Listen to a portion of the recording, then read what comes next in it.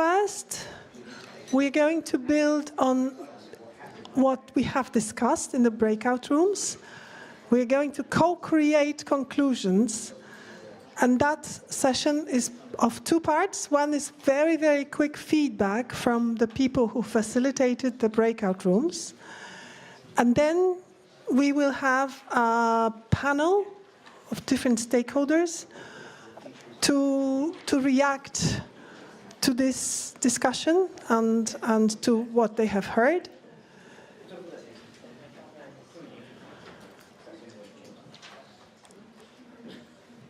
Okay, thank you very much. And then, yes, so I think we will just not wait that much for everybody to come back. Everybody's already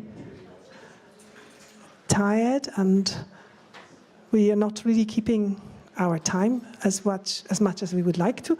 But I have to impress on my colleagues, the rapporteurs, to be really very, very brief. And I think we will just start in the same order as we had the discussion, so Group A, Group B, and Group C. Pascale, I think you are reporting from Group A. Are you ready? And if not, then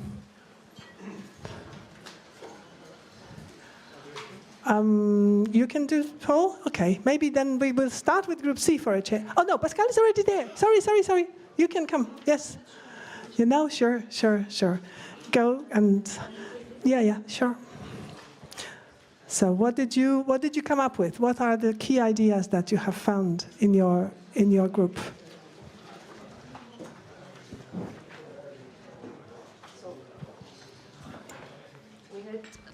Very interesting discussions, and thank you for all the contributors in our Group A. The first point was about networks, strengthening and adapting existing networks at national level, but also at local level. So we have talked about the importance of having ambassadors of the Rural Pact based on existing structures.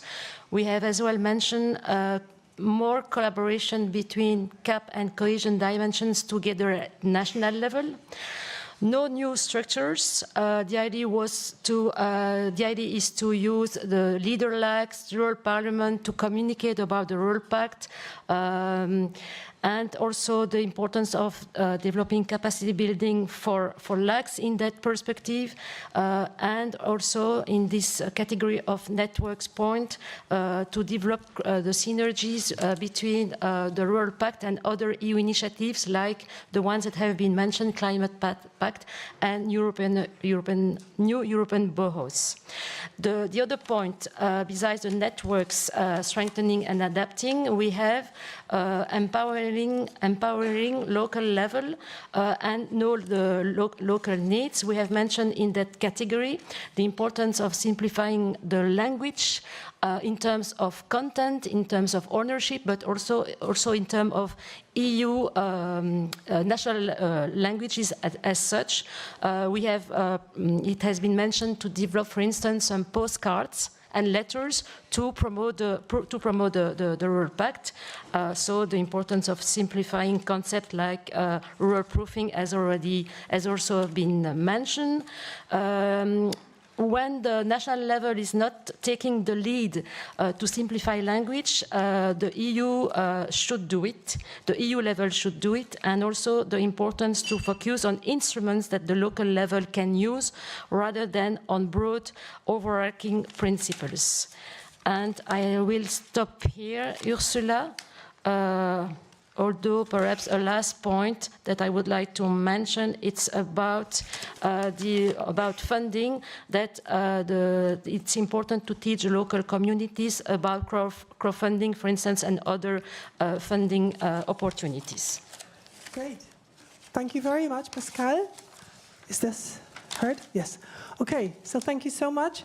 Just don't be disappointed that we cannot in 3 minutes cover 2 sessions of 1 hour, 15 minutes each. So we are not losing anything. We have all the materials. We will also use that, feed that into our future work and our publication. Janne, for Group B, what can you tell us as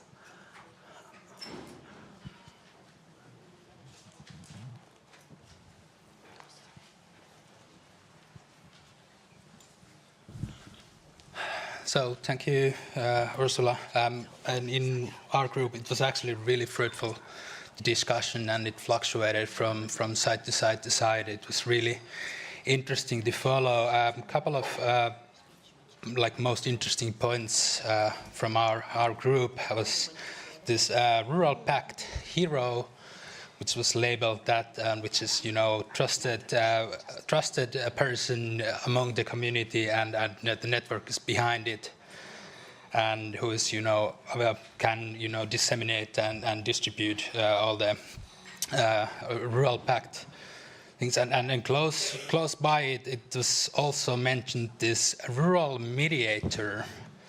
And if you ask what the rural mediator is it's someone to activate sleeping resources and mapping them, and someone who's got the right attitude and soft skills behind it, and he or she could, you know, working with the locals through different participatory approaches and bridge, you know, between people.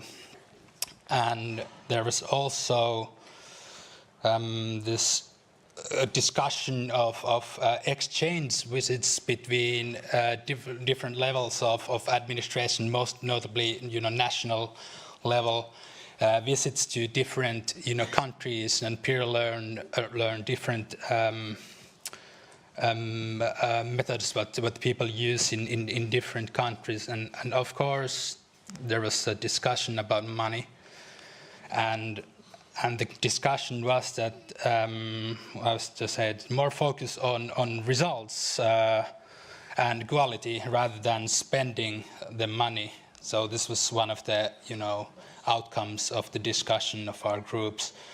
Then there were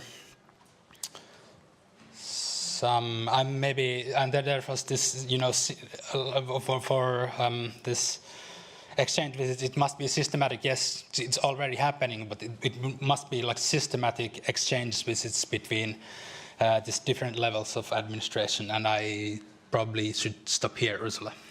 Okay, thank you very much, Janne. Yes, again, we had much more ideas coming from our discussion, but we just chose a few that are not repeating what Pascale has already mentioned. And then Paul from Group C.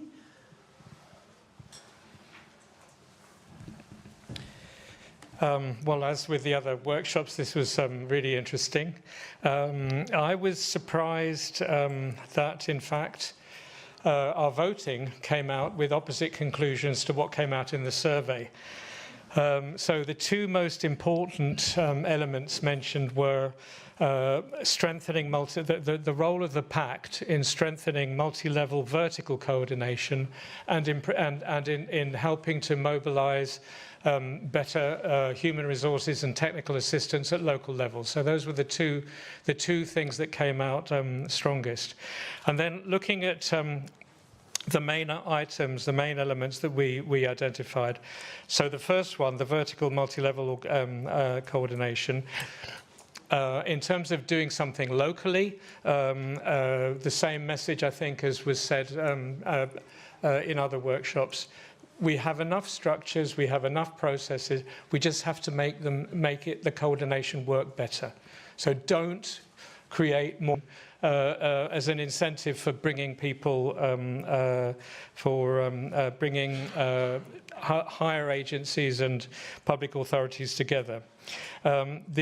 Externally as well, the role of the member states was mentioned, and the importance of them actually having to have a national pact or some sort of umbrella for local to link up to, and that the national should provide guidance. So the European Pact had to be translated into the specific conditions of different countries, a bit like what's happened in, say, the rural the urban agendas that they've been in different places. So the second point was the one about technical assistance. We talked quite a lot about it. The main idea, I think, was that local authorities are often hamstrung by lack of resources and having to rely on consultants, and the consortia between local authorities could be a good way of overcoming that. And it was technical assistance for the weaker organisations and technical assistance for the new areas involved in the Pact. On local horizontal coordination, again, use existing structures, no more. But you have to think about what the providing some sorts of incentives. There was a strong idea as well there that what's in it for the national organisations to support these horizontal platforms at local level. So the need for incentives for people to get on board with that, and also at national level, legislative alignment was seen as very important. That was one of the main bottlenecks. And then lastly, the vision strategy part was actually seen as less important because it exists in many places, but what it's not is not backed up with proper national implementation systems and proofing and information exchange. That information exchange was seen as very important as well. So that's it. Okay, thank you very much, Paul. Again, we will collect all these ideas and feed them into our future work, especially into the publication. And we encourage you also to continue exchanging on this topic via the platform, which I hope many of you have in the meantime joined using the QR code. And if not, you will do it straight after coming home. And thanks very much for the 3 rapporteurs.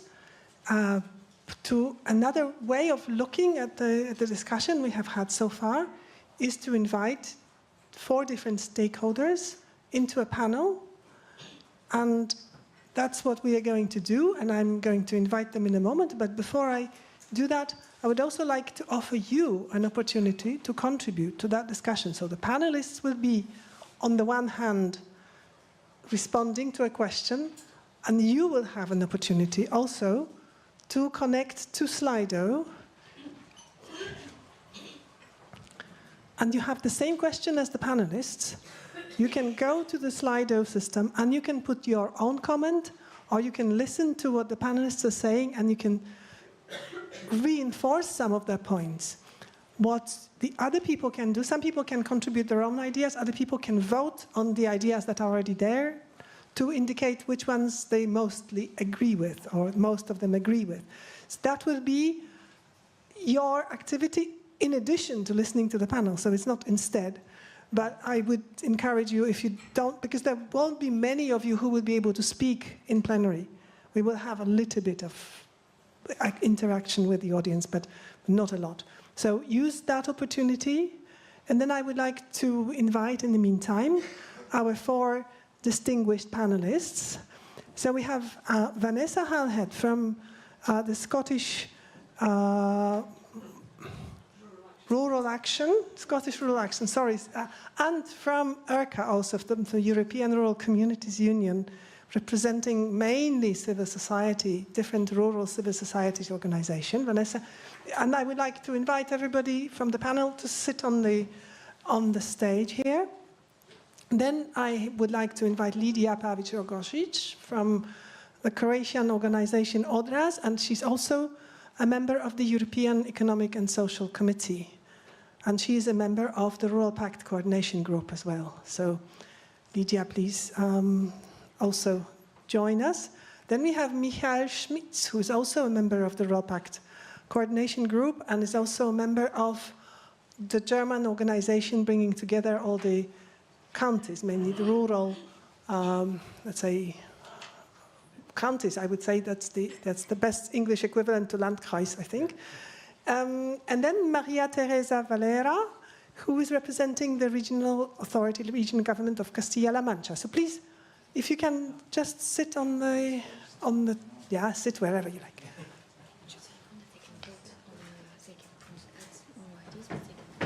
Yeah, just to remind people, you can already give votes to some of the ideas you like, so that after we've had the exchange with the panel, we will also have a little bit of a feedback, but I don't think we need to have this on the screen right now because we want people to focus on the panelists. So, the question is very, very complicated for you, but I will try to break it down into less complicated ideas. So we want local action to happen on the ground, yes? So we want the local action to contribute to the Rural Pact.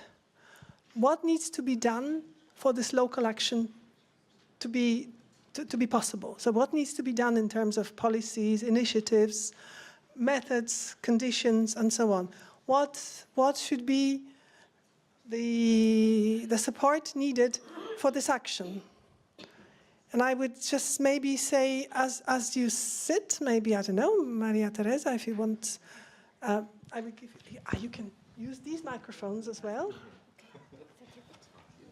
And my suggestion for the panelists was that they have really very, very short interventions, maybe 3 minutes each, first, with their first ideas. Then I would invite some of you to maybe to raise a hand and say something very quickly. And then the panelists will get again another chance to react back or to contribute. Okay. Well, I need to explain. Is it work? Yes? The first thing is focusing to speak the same language. We need to identify the problems or the solutions.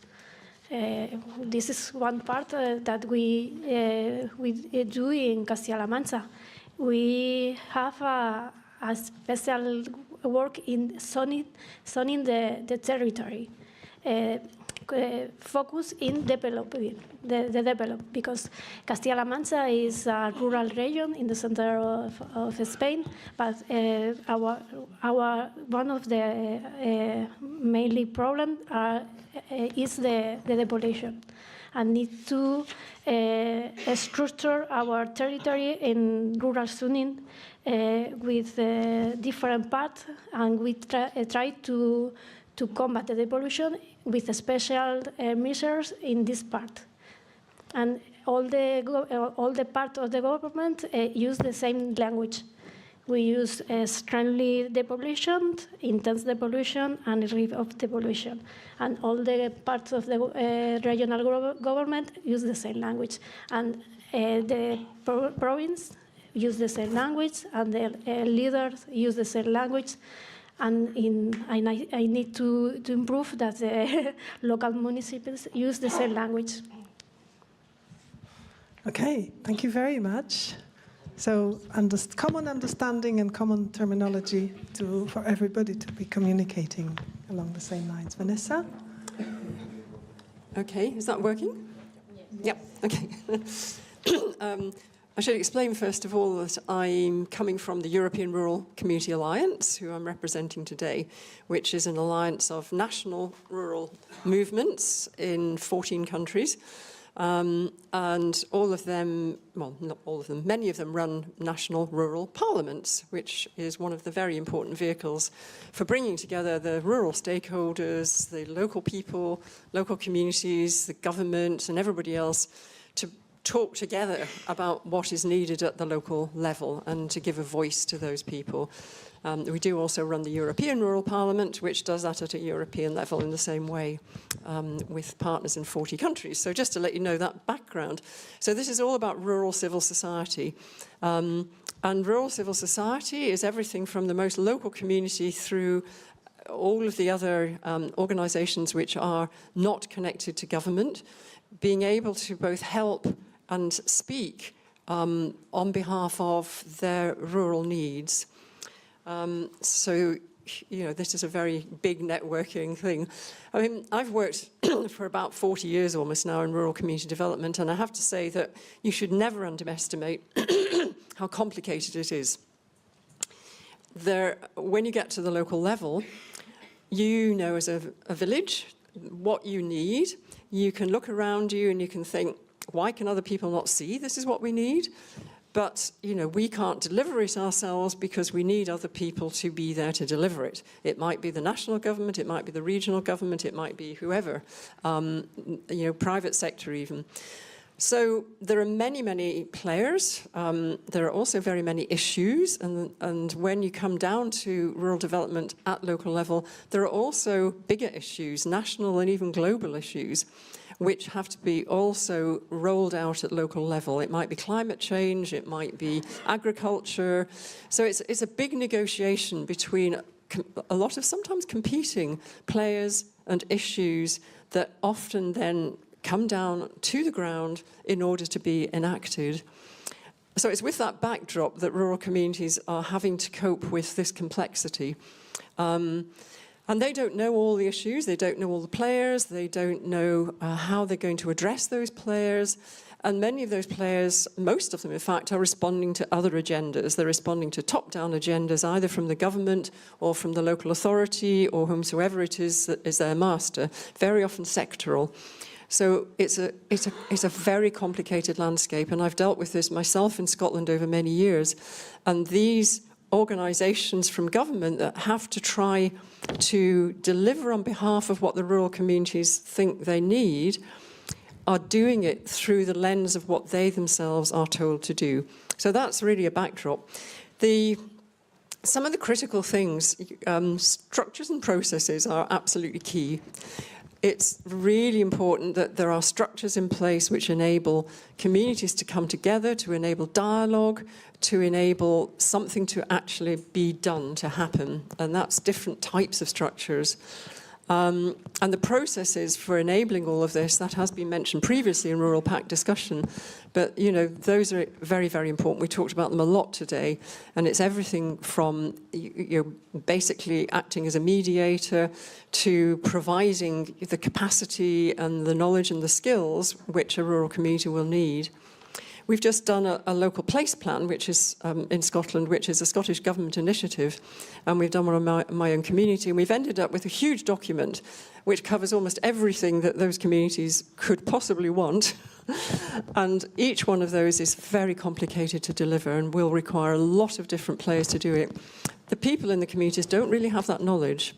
So there needs to be access to the kind of knowledge about how things can be delivered, who is in a position to do it. But then you've got to look at the deliverability and the commitment to that from key stakeholders. And what I've also experienced is that those key stakeholders, which are often government, are not committed to delivering on what they might start out talking to communities about. So there needs to be some stronger requirement, possibly even a legal requirement from government, that the government agencies will actually listen to what communities want and need, and that they will be committed to delivering some of that. Not easy either. And the final thing I'd like to say is about local empowerment. And every country is different in that respect.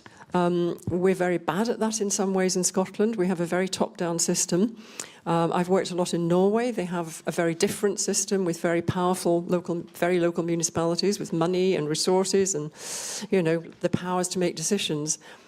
But empowerment at local level will be critical. And so looking at, in your own country, what can deliver greater empowerment to those local communities. I could talk forever about this subject.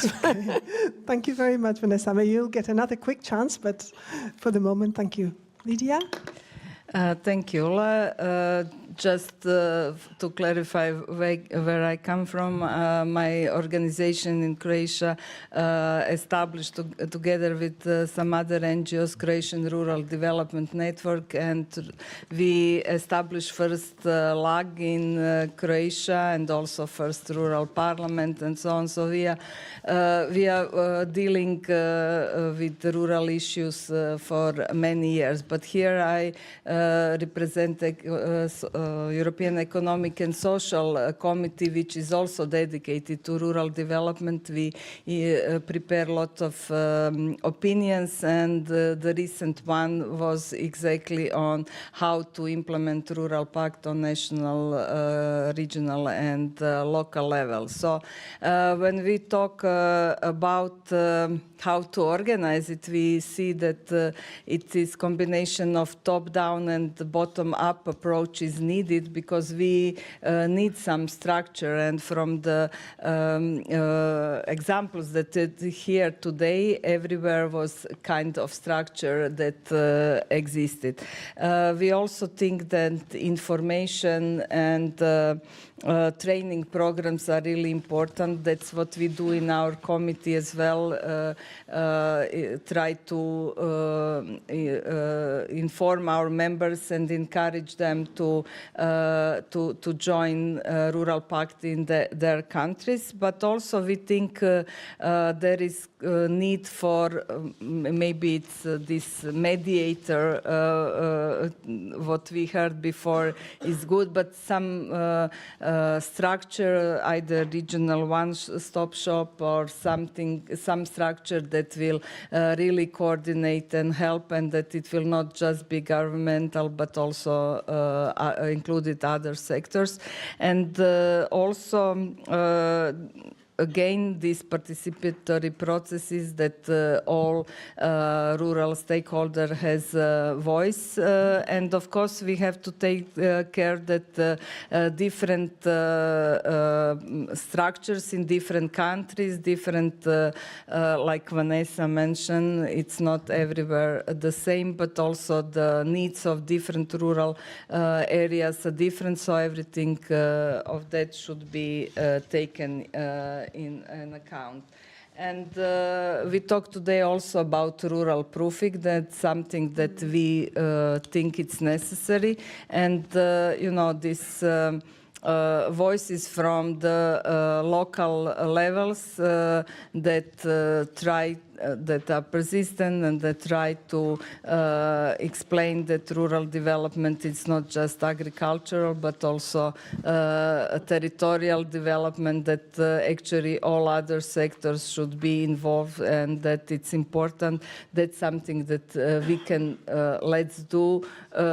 can do from the local level. And then and that we send the message that more coordination is needed. We heard some good examples and try from Slovakia, for example, this afternoon. And then we come to the funding, this I think most of us think that this multi-funding principle should be applied, and maybe some new tools like Jessica for urban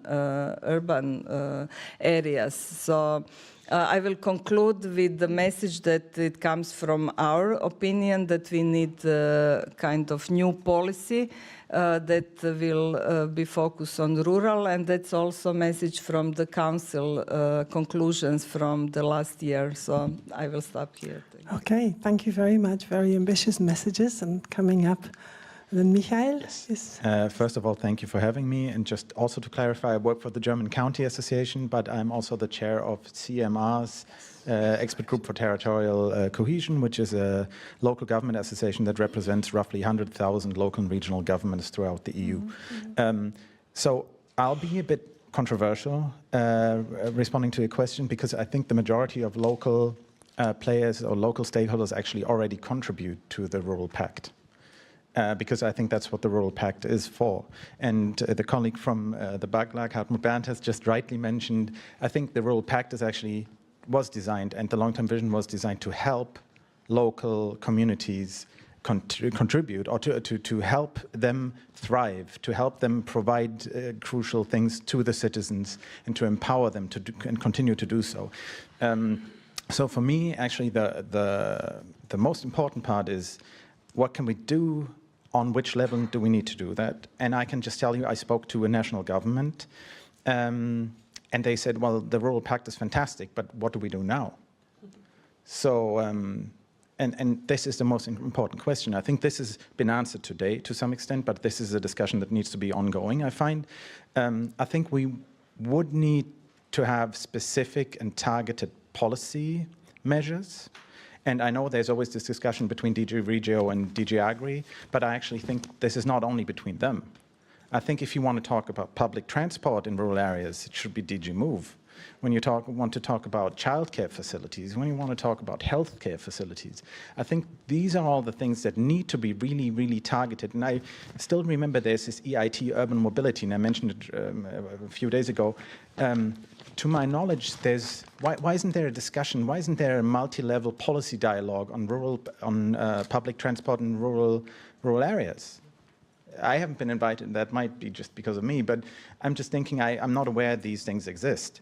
And we need to first, and that's the most crucial part, we need to first ask local communities what they will need. And it was used before. I like to use the symbol of a postal service. So we need to ask them to write a letter, which is the crucial part, the first part. But then if you don't have a letterbox where you can send it to, then writing a letter is senseless. And I don't mean a info@ letterbox. You would rather need probably like something like the bat phone, you know? Maybe some of you still know Batman, where you just, you pick up the phone and you have a direct line. To whatever level of government. Maybe it will be national government, maybe it will be regional government, maybe it's European government or European institutions, maybe it's all of them. But you really, really need to make sure the voices of the local communities are heard. And the last point that I'm going to make is we're 2.5 weeks away from the European elections. Farmers come to Brussels to protest. Rural citizens do not. They show their discontent at the election booth. And in most European countries, the recent developments have been really, really worrying. And we really, really not only need to look at farmers, but we really need to look at the people in these areas that do not feel heard. Thank you. Many thanks, Michael, and thanks everybody. Just really very, very, very brief opportunity for 2, maximum 3 very quick contributions from the floor. I can see Ruth there. Can I ask Pascale?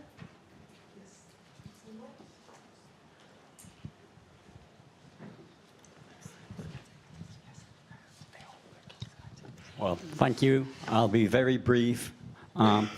Like many others in this room, I had the opportunity to participate in the Sequenza conference, and there was one message that stuck to my mind, that is, all the plans are there. Why don't we make it happen? Another message from Brussels from today is, all local elements are there. Why don't we make it happen?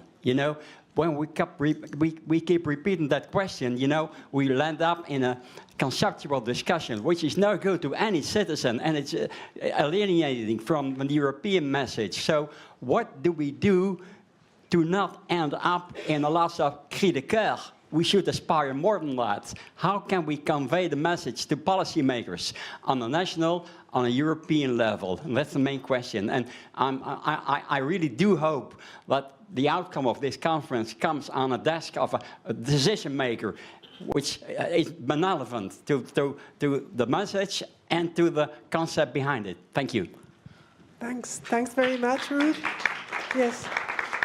Probably it should come to that email, to that postal address that Michael was talking about earlier. Okay? One more. If there is nothing, then we would just give the chance, maybe. Yes. Oh, sorry, Klaus. Okay, and that's jumping on several points that were said on the last one about the European vote. They will listen, but they will listen when people voted and they find out it's too late. And that's a problem now, right now. Adding to the proposals we heard from the working group, sometimes I think when you're in the work group, you don't see the forest because of so many trees. Because one simple thing I just reflected when I heard all the proposals. We have how many subscribers of the Rural Pact? 1,000 something? 2,400. Huh?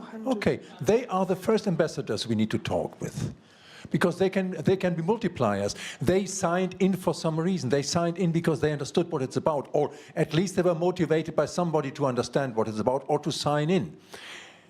This is where we create a movement. This is how communities are created, by making propaganda by community members with their friends, with their peers, with their colleagues. Look, this sounds interesting, why don't you join as well? And yes, we can help them with the the info pack with some easy messages. And I think this element was just missing in the discussion, and I don't know why it didn't came up, because we were talking about everything except this most easy thing. Thank you. Thank you very much. That's a very practical solution, which we will keep in mind and to see how we can operationalize it. Thanks a lot for the audience. Remember, you can still add your comments to the Slido poll that you had the QR code on the screen a moment ago, and you still have it.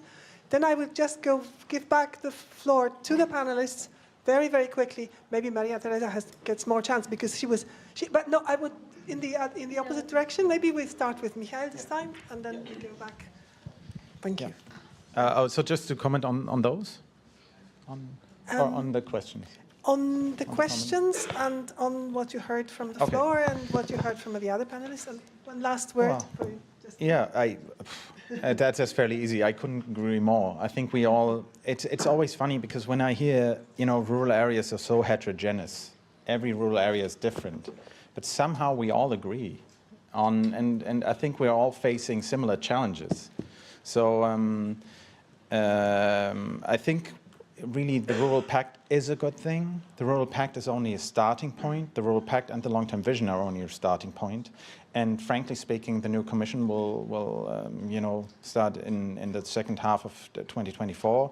And maybe this is something they could take on board and maybe propose on the basis of the things that we have worked on, maybe propose further measures. And I agree that it's too late, by the way, but we still need to work on this. Okay, great. Thank you very much. Thank you. I think political will should be mentioned because very often it stops there because there is no understanding or will, and in many countries, and I would say in most countries, sectors or different areas of work do it in silos. They don't communicate among themselves, and that's why in many countries we don't have multi-funding. That's why we have separate work of mobility issues. We have separate in regards to social issues and so on. There is no coordination body on the level of government, and that's why maybe rural proofing, if it's really adopted, could make kind of change, but also the voices and pressure from the local areas, local people might bring the change. And I think that was, and it was said that Rural Pact activities already exist everywhere, and actually we have to see in each area how to proceed. But if we don't have this political will on the level of ministries or even prime minister, not much would be all over the Europe achieved. So that's why we think that kind of strategy, that overall strategy, rural strategy, or today we also hear a proposal for local strategy, might be a good move, because then it's an obligation, and then on the national level and then further on the local level will help. Okay, thank you very much. Vanessa, quickly. Yeah, it's been a fantastic day, and I think, I'm sitting in a room full of absolute experts here. So you couldn't get a better voice to help to guide where we're going. And equally, at the local level, there are things like this going on. Tomorrow I'm going to travel to Sweden, to the Swedish Rural Parliament. That's the beginning of all the rural parliaments that we now have, and we have 14 or more rural parliaments, national level. Sweden, they usually get 1,000 people coming. Their organisation, their national rural movement, is comprised of 5,000 village associations. These are the voices of all the rural communities in Sweden. They come together every 2 years in this huge gathering. The government is there, the political parties are there, lots of other stakeholders are there. These voices are they're there already. They're already being expressed. In the European Rural Parliament every 2 years, we gather together, we have a manifesto, we bring it to Brussels every 2 years, and we talk to all the key DGs and the members of Parliament. So, you know, we're trying to pull together the voice of the rural people, and it's there. The question is, not everybody knows about it. That's really frustrating, because there's a lot of effort and a lot of resources go into pulling this voice out and trying to present it to policymakers, etc. Yes, it's frustrating. I hope over the years, little by little, it's beginning to register that this is something people can listen to. But it does need more commitment, and there's no doubt. And I think the Rural Pact provides a framework. I'd like to see it strengthened. I'd like to see the long-term vision strengthened in the future. It doesn't have enough oomph behind it to you know, do the job that it really wants to do. But it's providing something from the European level that can underpin the Swedish Rural Parliament, you know, and somebody is going to go from the Rural Pact to that to say, this is what we're trying to achieve, and to the Swedish government, you know, listen to this, because this is what the European Commission wants. This is the Rural Pact in action. And I think from that point of view, recognise, find out about all these things going on at local and national levels, and use the Rural Pact to help to give that strength politically. And, you know, we just have to keep building, because we've only just started. It's a long way to go yet, but, you know, it's great. Thank you so much, Vanessa. Yes, lots of food for thought for the next few days, activities. Good luck with the Swedish Rural Parliament. Maria Teresa. Okay. I think the rural vision and the rural policy need to change the point. They need to change to be the center of all of the pollution. We need to guarantee equal access to basic service, education, health, and social service in all the place, and need to rural politicians change the place. This is one of the most important things that we speak about this all the time. Okay, thank you so much. Okay, well, great round of thanks to all our panelists, and you can still stay on the stage, because we will still have a feedback, and it might be of interesting. I would ask Julie, my colleague Julie de Galard, who has been following your input, your people's contributions, and just if you can very briefly summarize to us what are the most interesting ideas coming up. Yes, so there were many contributions, so it was difficult to read through everything, and also a lot received votes, but also a lot did not, because I guess that you were also focusing on the presentation, so you might not have been able to go through everything before voting. But from what you answered, there were a lot of you that mentioned broadening the scope of leader. Also, a lot talking about the important role of rural mediators as important actors to bridge gaps between local actors and the higher levels or supporting programs. Also, many voted for empowered local actors. This can be by simplified language, rely on ambassadors to translate the local needs to a higher level of governance, invest in capacity building. Also a lot about developing instruments to support local communities to develop their own local vision. To use and rely on existing structures, not necessarily developing new ones, but investing on what already exists, structures, networks, and also success stories and good practices, change the narrative, simplify the procedures, and improve the governance. Great. Good job, Julie. It's extremely difficult on the spot to try to pick out the most interesting messages. We will have a look at the whole set of contributions, so don't be disappointed that your idea did not find a way. We will keep track of that. A great thanks to the panelists. Thank you very much. And now you're free to go.